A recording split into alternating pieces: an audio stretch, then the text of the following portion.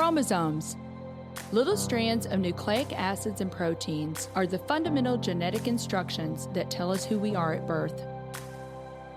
Most people are born with 46 chromosomes, but each year in the United States, about 6,000 people are born with an extra chromosome, making them a person with Down syndrome. If you've ever encountered someone with Down syndrome, you know that they are some of the kindest, most joyful people you will ever meet. They truly have something extra. My name is Lisa Nichols, and I have spent the last 24 years as both the CEO of Technology Partners and as the mother to Allie.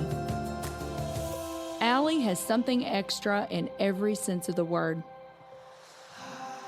I have been blessed to be by her side as she impacts everyone she meets. Through these two important roles as CEO and mother to Allie, I have witnessed countless life lessons that have fundamentally changed the way I look at the world. While you may not have an extra chromosome, every leader has something extra that defines who you are. Join me as I explore the something extra in leaders from all walks of life and discover how that difference in each of them has made a difference in their companies, their families, their communities, and in themselves. Today, we are so honored to have Steve Green, president of Hobby Lobby and chairman of the Museum of the Bible in Washington, D.C., with us. Steve has authored 3 books, Faith in America, The Bible in America, and This Dangerous Book.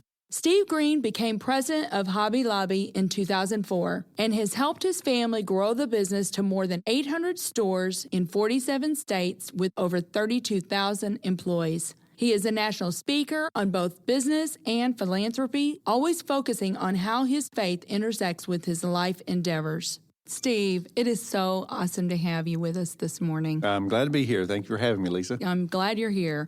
So you and I got to spend a little bit of time with one another last night, and I would love for you to just talk a little bit about your story, but in your story, I would love for the audience to hear about Marie. Well, my story is I grew up in a typical home. Parents took us to church, loved the Lord. We graduated high school, went to work in the business, knew what I wanted to do, so started working there. And as I have said, my title over the years has changed, but I still just work for Dad. I graduated and That's great. Went to work for Dad, still work for Dad. He's still involved. And so I've been involved at Hobby Lobby in all kinds of aspects throughout the years and have gone on a little bit of a detour over the last few years, and that is with our Bible Museum project that we saw God take us on that journey.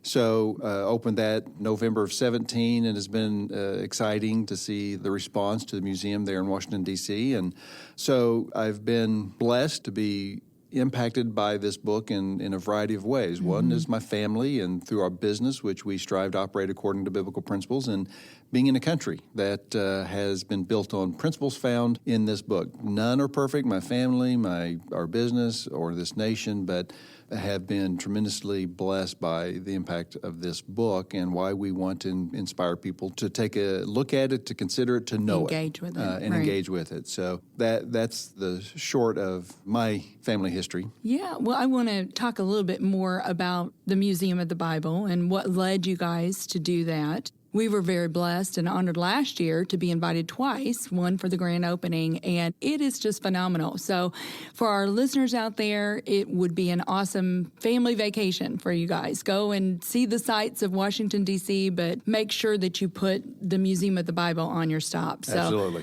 It is really an incredible place. In fact, I remember them saying that it would take you 9 8-hour days Right. to get through the whole thing. Yeah, there's plenty to see. One of the common comments that I didn't have enough time. So That's right. Be sure to plan as much time as you can. Yes.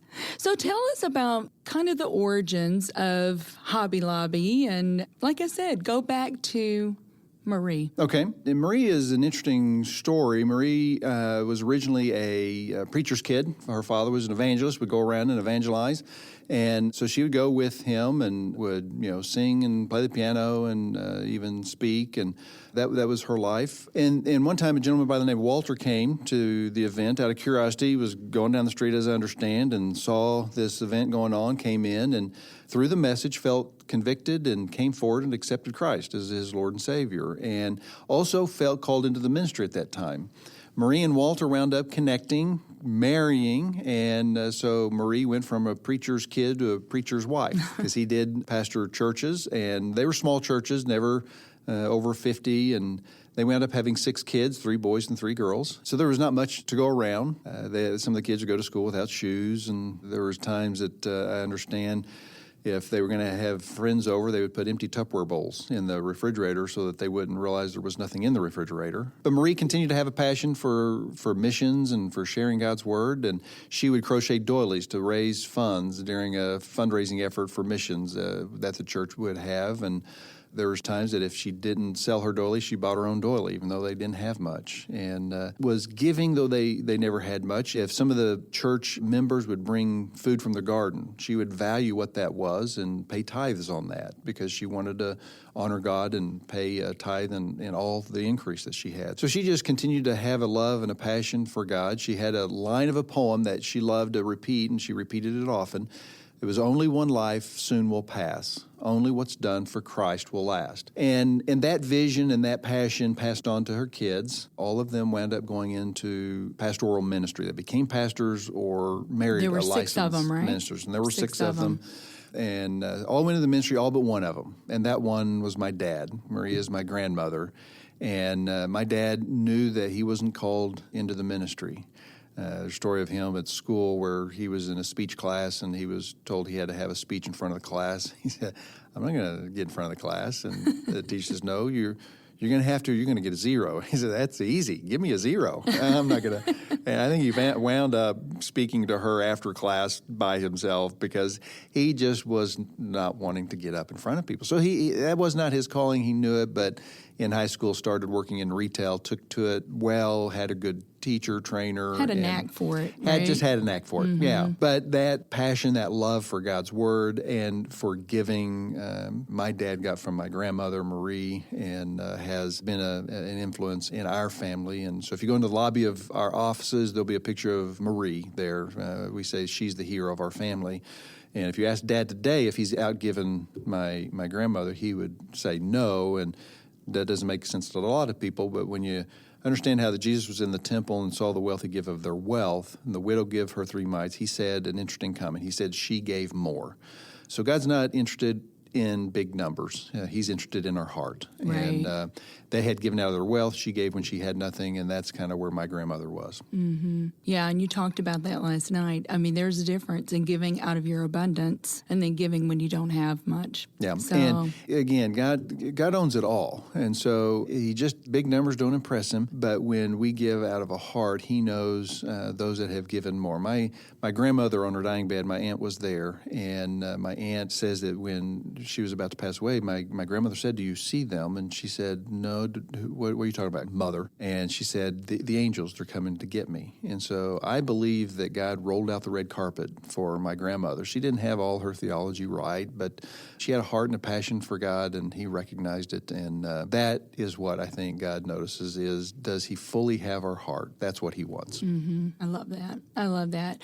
So talk to us a little bit about when your dad started Hobby Lobby. I kind of know the story, but some of our listeners may not know. What precipitated that? And just talk to us about the beginnings of Hobby Lobby. Yeah, so as I said, Dad started his retail career in high school. DECA program, distributive education, part of the class was you got a job and that counted as your class. And just continued in his retail career. General merchandiser, wound up at a company called TG&Y, based in Oklahoma City, which is where we are. And was very successful, one of the youngest managers given a store, and again, just had a knack for retail, did well. Then it was in 1970 when he started manufacturing some mini frames. There was a design trend and saw an opportunity, borrowed $600, bought a chopper, some molding, and started manufacturing frames. Me and my brother would glue frames for 7 cents a frame as some cheap bubble child gum labor. and yeah, cheap child labor. But it got us some bubble gum and baseball card money, and so that's how we got started. And it was 2 years later, in 1972, when he opened his first retail in a 300-square-foot space, about the size of an average living room maybe. and called it Hobby Lobby. In the back 300, there was a total of 600 square feet. It was where the manufacturing operation was moved to. Then it was 3 years after that, in 75, that he left his day job for this new startup. My mother was working for free to keep the thing going while Dad was at his day job. But in 75, left that to go full-time and has been growing it ever since. And God has blessed. And what time did you come on board? I know that you were working like when you were young for 7 cents an hour or whatever, 7 cents a frame. But talk to us a little bit about your background. How did you prepare to go into the business? And you are now the president of the business, my title is right? president. Dad's still involved as CEO, but my title is president. During elementary, when we were 7 and 9, my brother, when he started the manufacturing, we were making the 7 cents a frame. But then as we got into high school, we would work at summers down at the store and work on weekends. So we were used to working, taking out trash and whatever painting needed buildings to be done. and displaying things. So whatever needed to be done. And then I remember in high school sitting in the auditorium thinking about, what do I do? Am I going to go to college or do I go into the business? Because I knew that's what I wanted to do, and decided I'm going to go ahead and go straight into the business, and told my dad I was ready to work full-time. So he gave me a job when I graduated in 1981, and have been there ever since. And what was your first job? What First job did he was give you? traveling to the stores. My title was a liaison. I'm a high school graduate. Didn't make sense for me to be a supervisor over managers that had been in retail longer than I'd been alive. And so I would just call it a liaison. I would go between the stores and the corporate office, communicate, and then I had some buying duties, and over the years have done a variety of things. But my first job out of the school was traveling, communicating. I was at each store at least once every 2 weeks, communicating back and forth between the stores and the corporate office. I love that because you were on the front line. You were there with the frontline people and probably could see, you probably learned a lot about the business. A lot of learning. As we would set up new stores, there's always lots of learning there. So I was in the middle of a lot of that. We had 8 stores when I graduated and have over 800 today. That's incredible. That is incredible. So I know that family is really important to you. And this is what, 4 generations? We have the 4th generation. Gen 3 is starting to work into business and are old enough. The Gen 4 are not young enough at this point, but there are 4 generations. I think that is so neat. What a legacy. So talk to us a little bit about your particular family. I got married a couple years after I graduated high school. My wife was a senior in high school when I proposed to her. Graduated in May. We got married in August. A couple years later, we had our first child, our only son, and then we have 5 girls. So I've got a total of 6 kids. The first 4 are all a couple years apart. I've said that our 4th child was our first last child, and then 7 years later we decided to have Grace, our second last child, and then 5 years after that we adopted our last child, Gabriella. She's from China and has been a blessing to our family. Right, and I know this story that your kids were the ones that really were encouraging you to adopt, correct? Yeah, so as I said, we had already had our second last child and we thought we were done, and at my wife's birthday dinner, one of the kids started saying, we need to adopt a girl from China.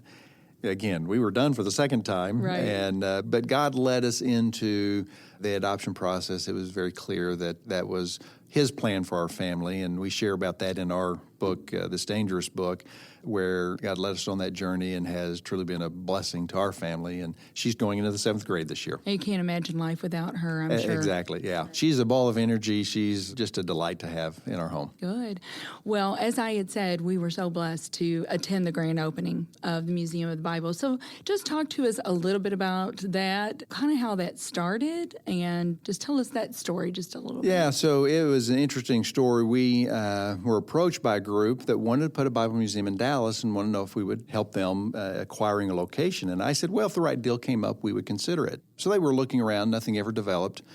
And then they mentioned an artifact that we could buy at a real good deal. And I said, we might be willing to buy that for your museum project. We never did acquire that item, but it opened the door for them to start asking around. They were in that world. They knew where the collectors, the dealers, the auction houses were.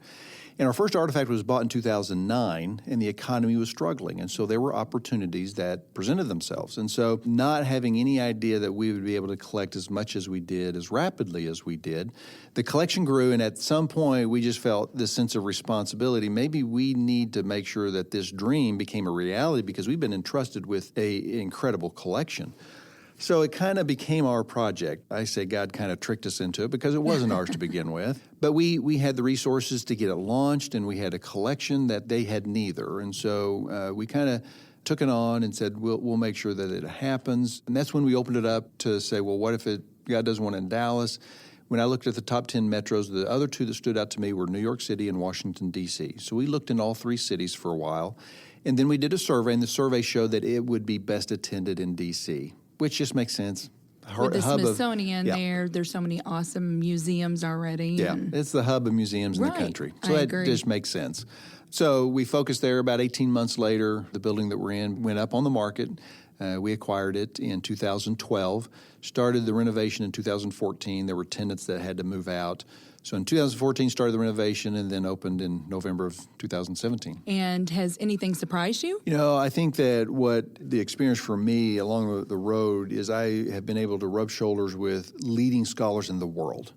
And what I continue to be blessed with is the more I know about this book, the more incredible I understand this book to be, the more appreciation I have for this book. And that I grew up loving this book and reading it and studying it, and never formally, but going to church. So I've always had love, but the experience has truly been a thrill to me to say the more I know about this book, the more I love it. Yeah, your faith has grown, you said, through this whole experience, right? Exactly. Everyone's faith in the family's grown. Yeah, it only made sense because I think you said before you founded the actual building, you had 30,000 artifacts. Yeah.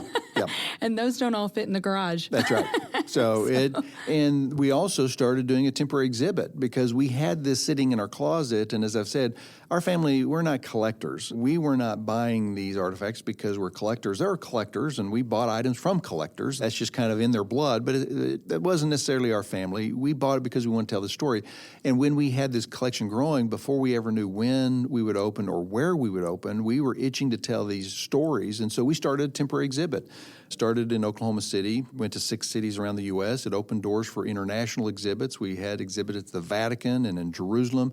We were in Cuba twice with an exhibit. So we just wanted to tell this book story to as many people as we can. And our purpose line is that we want to invite all people to engage with this book. That is what we want to do. Right, exactly. Hey, we are going to take a quick break, and we'll be right back with more of Steve Green.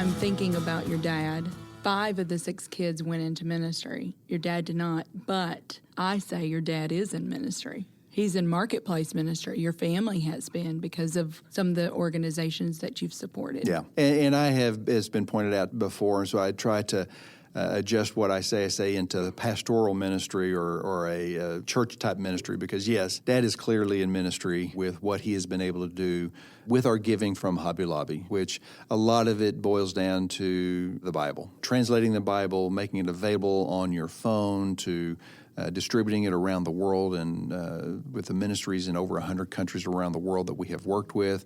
So we have been blessed to be a part of spreading God's word to people all over the world. Right. Is it Every Home for Christ? Every Home for Christ is one of the organizations. One of the 2 ministries that does a lot of that. Then One Hope being the other one. We started with One Hope first, and a few years later, Every Home for Christ are 2 that we have significantly given to help spread God's word around the world. And I can't remember which one, but your dad had a big, hairy, audacious goal of reaching, what, 1 billion people? It was originally it was 100 million. 100 million in a 5-year plan. So the family kind of agreed to that and had this schedule of what our giving would need to look like over that 5 years, every 6 months, increasing the giving to a point where that in that 5-year period, we would help the funding of the distribution of 100 billion Book of Hopes from the ministry that's now called One Hope. And Dad tells us later that and he kind of came up with that schedule. My brother kind of came up with the same thing. And he would say that he kind of would chuckle and says, there's no way we're going to be able to do that, because it would accelerate our giving huge in, I don't know how many fold, 5-6 fold over a 5-year period from where we were at. And he says, we're not going to be able to do that. And yet we were able to, and it has continued since then. And so there have been today over 1 billion one hopes that we have been able to fund the distribution of. And so in that 5 years, we did the 100, and then since then it has far exceeded that. So it's been just a thrill to see how that God has blessed the efforts, and when we didn't even think we could, but God blessed it. Well, there's so many different things that we could talk about, but when I really think about the Green family, there's a couple words that come to my mind, and it's certainly extreme generosity.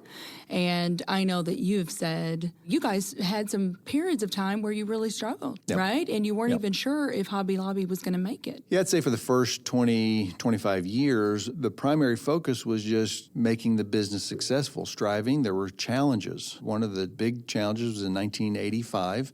Because of 85, my father invited the family over in 86, in the spring of 86, to sit us down and basically told us he didn't know how we would be able to survive. He had always been able to figure out how we'd pay the bills, and it was tight at times, but got to a point where he didn't know how we would actually be able to make it, because in 85, we actually lost money. The only year in our history where we lost money, because the oil boom had busted in the oil patch. Our stores were all in the Oklahoma, Texas area, and there were businesses going out right and left, and we were struggling and possible candidate of that as well. Dad talks about this in his book, More Than a Hobby, where he spent a lot of time just crying out to God, avoiding the phone because the phone calls weren't good, and saying, God, if you want this business to survive, you're going to have to intercede. And he did. And then that year, our profits in 86 were almost twice the best year that we had ever had. And so there was really a lesson that Dad continues to even teach us to this day, and that is that this is not our business. This is God's business. We are stewards of what he has entrusted with us. At the time, he talks about how that a certain amount of pride would creep in because of the success and look at what I can do. And he just felt like God said, well, let's see what you can do without my blessings. And didn't go so well. Yes. And so, again, a great lesson for us to realize that we've just been entrusted with whatever God's given us, and we're stewards of it. Mm-hmm. Exactly. Right. Tell us, Steve, about something extra that you have even noticed maybe in one of your team members, maybe a family member. What is that something extra that makes them extraordinary in what they do? Well, I think that what comes to my mind is that we are empty of ourself, and that we understand that it is God that makes us whatever we are, that our abilities, our skills, whatever success we have, we understand it comes from God. Going back to the lesson that Dad learned, when God takes his hand off of us, our life is a mess.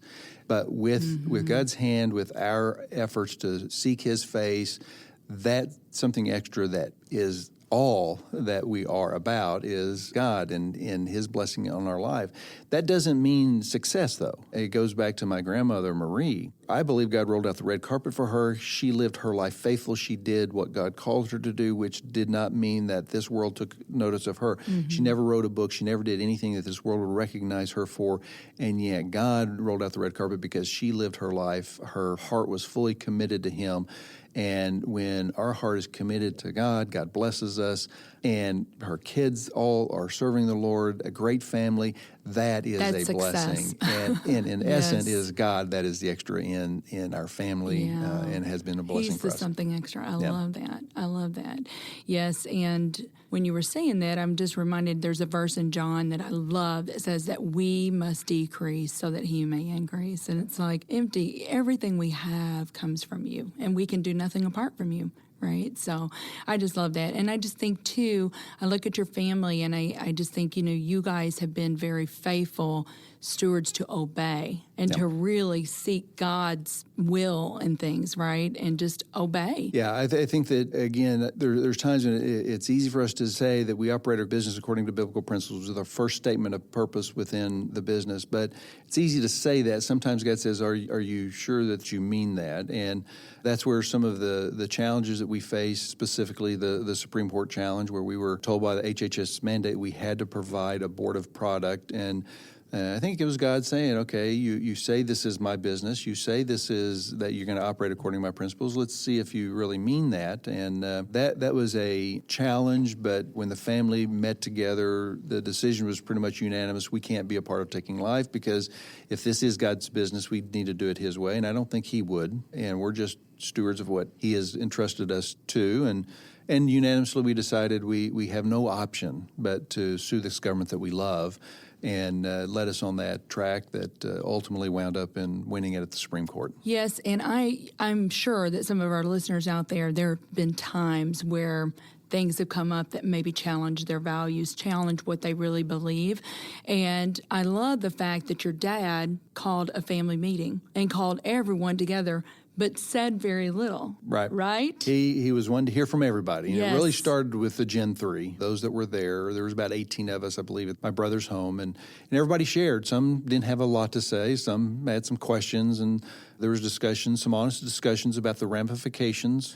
And, are there some alternative opportunities, or is it just either we have to sue, or is there other options? And really, when it boiled down to it, we felt like there was really no option that we had because it was the government was requiring it. And so it was one, after the end of the day, there was a certain peace in knowing that no matter what happened, we were in good hands. Not guaranteed that we would win. Right. You had to go into it knowing that you may not. And there were some heavy penalties, correct? Exactly. The fine was $1.2 million a day, which we knew was not sustainable, and that was part of the discussion. But my brother did the movie Into the Spear, which talks about 5 missionaries that were martyred in the Ecuadorian jungles. And they're down there doing God's call, and it cost them their life. So sometimes God allows tragedy. And we didn't know what God was going to allow to happen. We knew that the fine wasn't sustainable, but there was just a peace in knowing we know we're doing what's right, and we can't be a part of taking life. Mm-hmm. Well, the world was watching that, and those that are faith-based businesses, you guys were an awesome example during that time. We owe a debt of gratitude to people all over the country, because everywhere we went, people said they were praying for us, and we appreciate the prayers. Yes, that makes a difference. Yes, absolutely. So just a couple more questions. What is the something extra that you feel like every leader needs? I look in our business, and we kind of start. I remember one of our family meetings, and Dad wrote up on the board, God owns it all. And if you start with that, and it's easier said than done, what are the ramifications if God owns it? That means that I don't just decide to do whatever I want to. The family doesn't. This is not ours to do with what we want to. We're stewards of it. And so when you actually apply that concept, not just say it, but apply the ramifications of what that means, that then sometimes it makes the hard decisions easy. We know what we can and can't do because it's not ours, God owns it. And to me, it starts with that. Mm-hmm.